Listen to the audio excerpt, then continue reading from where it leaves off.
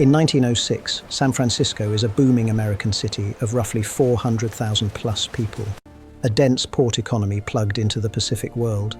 After the quake and fires, well over 200,000 people will be homeless, almost half the city. And the fires will destroy tens of thousands of buildings, burning across hundreds of blocks. But right now, before anyone understands the scale, the city is still pretending it's just another morning. So our first stop is the calm right before impact, a boarding house street. First you notice how quiet it is.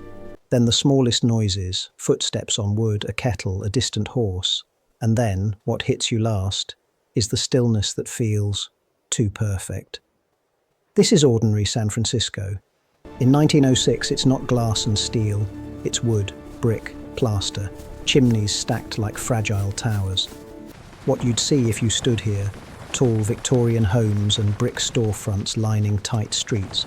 Coal smoke, laundry lines, early deliveries, streetcar wires cutting the sky into neat angles. Why it mattered? This city grew fast. Fast growth builds prosperity. And it also builds risk. The human reality.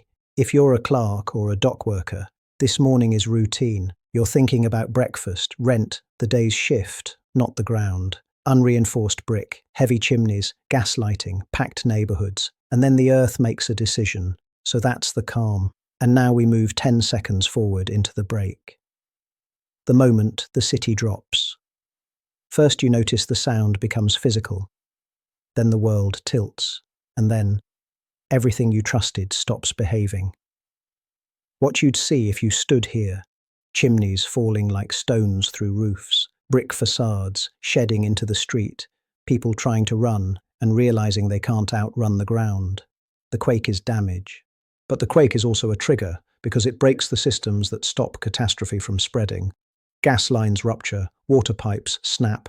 The fire department loses what it needs most, water. And in the first hour, the city doesn't yet understand the real enemy. Now we move toward the first flames. Hayes Valley, ham and eggs.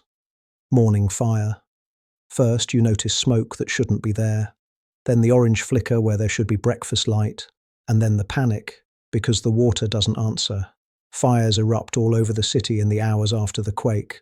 One infamous blaze begins when someone lights a stove after the shock, unaware the chimney is damaged. It becomes the kind of small mistake that turns into a neighborhood. What you'd see if you stood here. People forming bucket lines that feel laughably small, firefighters staring at broken mains and empty hoses wind carrying embers like seeds. A city can survive shaking. It struggles to survive fire without water. The fires quickly become more destructive than the quake itself.